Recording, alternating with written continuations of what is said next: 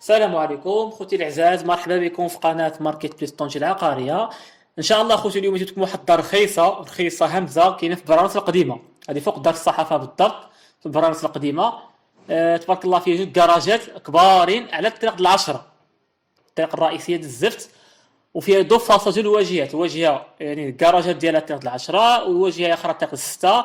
فيها جوج كراجات كبارين وجوج طبقات، وفيها واحد السفلية، يعني فيها جوج كراجات واحد السفيلي صغير وجوج طبقات.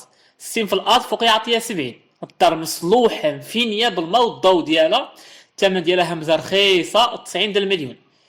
90 مليون، وفيها شي بركه د المفاهمه. المهم اللي بغاها يتواصل السيد اللي بالاخر ديالو 105. هذه كاينه مع دار الصحافه في برانس القديمه. وشكرا، السلام عليكم.